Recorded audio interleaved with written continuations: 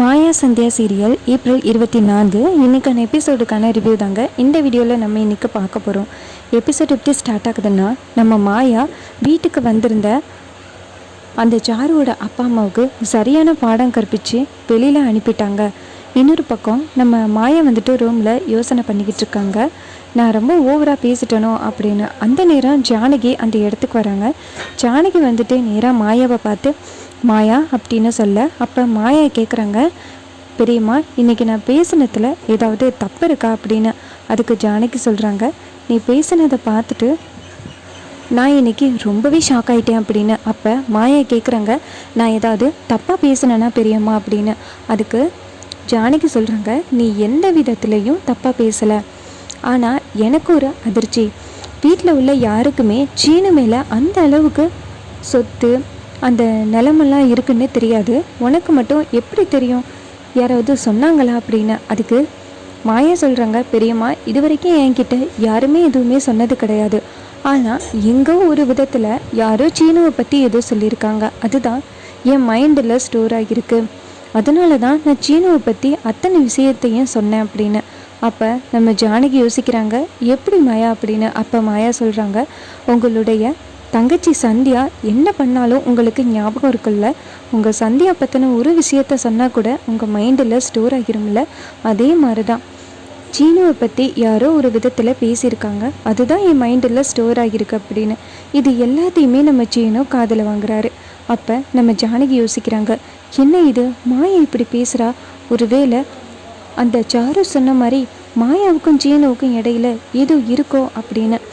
அப்போ நம்ம மாயை கேட்குறாங்க, பெரியம்மா நான் ஏதாவது தப்பாக பேசிட்டேனா அப்படின்னு. அப்போ ஜானகி சொல்கிறாங்க, அதெல்லாம் ஒன்றும் இல்லடா அப்படின்னு. அப்போ மாயை கேட்குறாங்க, இங்கே பாருங்கள் பெரியம்மா, நீங்கள் இப்போ என்ன மனசில் யோசிச்சிங்க சொல்லுங்கள் அப்படின்னு. அதுக்கு ஜானகி சொல்கிறாங்க, அதெல்லாம் ஒன்றும் யோசிக்கலை, இந்த அளவுக்கு பாசமாக இருக்கியேன்னு யோசித்தேன், அவ்வளோதான் மாயா அப்படின்னு. மாயாவும் சரி பெரியம்மா அப்படின்னு சொல்கிறாங்க. அதுக்கப்புறம் சீனு அந்த இடத்துலேருந்து போகிறாரு. ஜானகி அந்த இடத்துலேருந்து வெளியில் வராங்க. ஒரு குழப்பத்தோடையே வராங்க, ஒருவேளை மாயாவும் சீனுவும் லவ் பண்ணுறாங்களோ அப்படின்னு. இன்னொரு பக்கம் சாரு, சீனுவோட அம்மா பத்மா 3 பேரையும் காமிக்கிறாங்க. அப்போ பத்மா சொல்கிறாங்க, அந்த மாயை மட்டும் வாயை மூடிக்கிட்டு இருந்திருந்தா இந்நேரம் சீனு ஒரு பேரில் ஒரு ரைஸ் மில் எழுதி வச்சுருப்பாங்க. அதை விட்டுட்டு இந்த மாயை தேவையில்லாமல் இடையில புகுந்து சீனுவுக்கு ரைஸ் மில் கிடைக்காம பண்ணிட்டா அப்படின்னு. அப்போ சீனுவோட அம்மா சொல்கிறாங்க, சீனுவுக்கு ஏற்கனவே சொத்து இருந்தால் என்ன, இன்னும் ரைஸ் மில் எழுதி வச்சா என்ன, இவ எதுக்கு இடையில வரா அப்படின்னு. அப்போ பத்மா சொல்கிறாங்க, அந்த மாயை இருக்கிற வரைக்குமே நமக்கு பிரச்சனை தான், அவளை ஃபஸ்ட்டு இந்த வீட்டை விட்டு விரட்டணும் அப்படின்னு. அப்போ சாரு சொல்கிறாங்க, ஆமாம் அப்படின்னு. அப்போ பத்மா சொல்கிறாங்க, இன்னரும் பத்திரிக்கையை கொடுத்து டிஸ்ட்ரிபியூட் பண்ணியிருப்பாங்க, ஆனால் இந்த மாயை தேவையில்லாமல் இடையில புகுந்து அந்த பத்திரிக்கையை மாற்றணும்னு சொன்னதுனால இப்போ மறுபடியும் டிலே ஆக போகுது, மறுபடியும் அவங்க பத்திரிக்கை கொண்டு வருவாங்க, அதுலேயே இந்த மாயா ஏதாவது குறை சொல்லி கண்டிப்பாக இந்த கல்யாணத்தை நிறுத்த பாப்பா அப்படின்னு. அப்போ சாரு சொல்கிறாங்க, விட மாட்டேன், அதுக்கு முன்னாடியே இந்த மாயாவை இந்த வீட்டை விட்டு துரத்தணும் அப்படின்னு சொல்கிறாங்க. அப்போ சீனுவோட அம்மா சொல்கிறாங்க, உங்கள் 2 பேருக்கும் கல்யாணம் நடந்த பிறகு இவ வந்து தொலைஞ்சிருக்கக்கூடாதா அப்படின்னு. அப்போ சாரு சொல்கிறாங்க, ஒருவேளை எனக்கும் சீனுவுக்கும் கல்யாணம் நடந்திருந்தா இந்நேரம் அந்த மாயாவை இந்த வீட்டு பக்கமே வர விட்டுருக்க மாட்டேன், வந்தாலும் அடித்து விரட்டி இருப்பேன் அப்படின்னு. அப்போ பத்மா சொல்கிறாங்க, நம்மளுடைய முதல் வேலை என்னன்னா, ஃபஸ்ட்டு அந்த மாயாவை இந்த வீட்டை விட்டு துரத்தி அடிக்கணும், அவள் இருக்கிற வரைக்கும் இந்த கல்யாணம் டிலே ஆகிட்டு தான் இருக்கும் அப்படின்னு. அப்போ சாரு சொல்கிறாங்க, அதுக்கான வேலையை நான் பார்த்துக்கிறேன் அப்படின்னு. அப்புறமா நம்ம தனத்தை காமிக்கிறாங்க. தனம் வந்து பேட்மிண்டனுக்கு ரெடி ஆகுறாங்க. அப்போ ஜானகி இங்கேருந்து வராங்க. வந்துட்டு தனத்தோட கையில் ஒரு கயிறை கட்டி விடுறாங்க. இங்கே பாரு தனம், எப்போவுமே சந்தியா பேட்மிண்டன் போகும் பொழுது அவளுடைய கையில் நான் இந்த கயிறை கட்டி விடுவேன், அவள் ஜெயிச்சுட்டு வருவா அப்படின்னு. அப்போ தானே சொல்கிறாங்க, பெரியம்மா நான் கண்டிப்பாக ஜெயிப்பேன் அப்படின்னு. இது கேட்டுட்டு ஜானகி சொல்கிறாங்க, நீ கண்டிப்பாக ஜெயிப்பேன்னு எனக்கு தெரியும்டா அப்படின்னு. அந்த நேரம் மணியும் சீனும் வராங்க.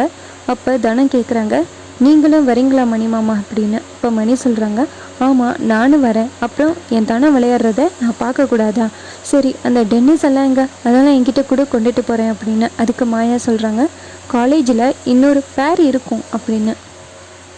அதை வச்சு தனம் விளையாண்டுப்பா அப்படின்னு இது கேட்டுட்டு மணியும் சரி வாங்க பைக்கில் போவோம் அப்படின்னு சொல்லிட்டு வெளியில் வராங்க. சீனோட பைக்கில் தனம் ஏறுறாங்க, மணியோட பைக்கில் நம்ம மாயா ஏறுறாங்க. 4 பேரும் சேர்ந்து நேராக காலேஜ் போகிறாங்க. அங்கே போனதோட நம்ம தனம் டென்னிஸ் அந்த உடையில் வராங்க. இன்னொரு பக்கம் கீர்த்தனா கொஞ்சம் பயத்தில் இருக்காங்க. அப்போ நம்ம கார்த்தி சொல்கிறாரு, இங்கே பாரு, உன்னால் முடிஞ்ச அளவுக்கு விளையாடு, அவளுக்கெல்லாம் நீ பயப்படாத அப்படின்னு. இது கேட்டுட்டு கீர்த்தியும் சரி சார் அப்படின்னு சொல்லிட்டு பேட்மிண்டன் விளையாட கிளம்புறாங்க. அப்போ தனம் மாயாக்கிட்டே சொல்கிறாங்க, நான் கார்த்திக் சார்கிட்ட பிளெஸிங்ஸ் வாங்கிட்டு வரவா அப்படின்னு. மாயாவும் சரி அப்படின்னு சொல்கிறாங்க. தனா நேராக கார்த்திக்கிட்ட போயிட்டு, கார்த்திக் சார் எனக்கு ப்ளஸ் பண்ணுங்க அப்படின்னு சொல்ல, அப்போ கார்த்தி சொல்கிறாரு, உன்கிட்ட திறமை இருந்துச்சுன்னா நீ ஜெயிப்ப அப்படின்னு சொல்ல, தனமும் சரி சார் அப்படின்னு சொல்லிட்டு வராங்க. அதுக்கப்புறமா பேட்மிண்டன் ஆரம்பிக்குது. அப்போ தனம் செமையாக கீர்த்தியை தோற்கடிக்கிறாங்க. இதை பார்த்துட்டு மணி ரொம்ப சந்தோஷப்பட்டு கை தட்டுறாரு.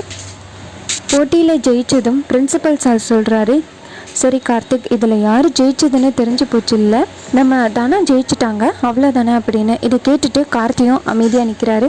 அப்போ தனம் ரொம்ப சந்தோஷப்படுறாங்க. அப்போ பிரின்சிபல் சார் பியோன்கிட்ட பேசுகிறாரு, தனம் சூப்பராக விளையாடுறாங்கல்ல, அந்த பொண்ணுக்கு சிறந்த பிளேயர் அப்படின்னு சொல்லிட்டு ஒரு அவார்ட் கொடுக்கலாம்னு நினைக்கிறேன் அப்படின்னு. இதை கேட்டுட்டு அவரும் சூப்பர் சார் அப்படின்னு சொல்ல, அப்போ பிரின்சிபல் சொல்கிறாரு, ஃபஸ்ட்டு தனத்துக்கு ஒரு சர்ப்ரைஸ் கொடுக்கணும், அவங்க அப்பா கிட்ட அவார்ட் வாங்க போகிறாங்க அப்படின்னு. இது கேட்டுட்டு பியோனும் சூப்பர் ஐடியா சார், வாங்க கால் பண்ணுவோம் அப்படின்னு சொல்லிட்டு நேராக கேபினுக்கு போயிட்டு பியோன்கிட்ட நம்பர் எடுக்க சொல்கிறாரு. அவரும் நம்பரை எடுத்து கொடுக்குறாரு. அப்போ பிரின்சிபல் நேராக வீட்டுக்கு கால் பண்ணுறாரு. அப்போ ஜானகி தான் அட்டன் பண்ணுறாங்க. ஜானகி ஃபோன் அட்டன் பண்ணி யார் அப்படின்னு கேட்க, அப்போ பிரின்சிபல் சொல்கிறாரு, நான் தான் தனத்தோட பிரின்சிபல் பேசுகிறேன் அப்படின்னு. அப்போ ஜானகி ஷாக் ஆகுறாங்க, என்னாச்சு சார், ஏதாவது பிரச்சனையா அப்படின்னு. அப்போ பிரின்சிபல் சொல்கிறாரு, பிரச்சனையெல்லாம் ஒன்றும் இல்லை மேடம், தனா சூப்பராக ப்ளே பண்ணுறாங்கள, அவங்களுக்கு ஒரு சிறந்த பேட்மிண்டன் பிளேயர் அப்படின்னு நாங்கள் சர்டிஃபிகேட் கொடுக்கணும்னு நினைக்கிறோம் அப்படின்னு. இதை கேட்டுட்டு ஜானகி ஷாக் ஆகுறாங்க. அப்போ டக்குன்னு நம்ம ரகுராம் வராரு. ரகுராம் வந்ததோட நம்ம ஜானகி சரிங்க சார் நாங்கள் வரோம் அப்படின்னு சொல்லிட்டு காலை கட் பண்ணுறாங்க. ரகுராம் கேட்குறாரு யார் அப்படின்னு. அப்போ ஜானகி சொல்கிறாங்க, தனத்தை பார்க்குறதுக்காக காலேஜ் வர சொல்கிறாங்க அப்படின்னு. அப்போ ரகுராம் சொல்கிறாரு, சரிவா போகலாம் அப்படின்னு. அதுக்கு ஜானகி சொல்கிறாங்க, நான் மட்டும் போயிட்டு வரேனே அப்படின்னு. அப்போ ரகுராம் சொல்கிறாரு, இல்லை நானும் வரேன் அப்படின்னு சொல்லிட்டு 2 பேருமே கிளம்புறாங்க. அங்கே போனதோட நம்ம தனம் பிரின்சிபல் ஆஃபீஸில் இருக்காங்க. இன்னொரு பக்கம் நம்ம மாயாவும் சீனுவும் ரகுராமை பார்த்துட்டு ஷாக் ஆகுறாங்க. ஐயோ, இவர் எதுக்கு இங்கே வராரு, அங்கே தனம் பேட்மிண்டன் உடையில் இருக்கிறாளே அப்படின்னு. ரொம்பவே இன்ட்ரெஸ்டிங்காக எபிசோடை ஃபினிஷ் பண்ணியிருக்காங்க.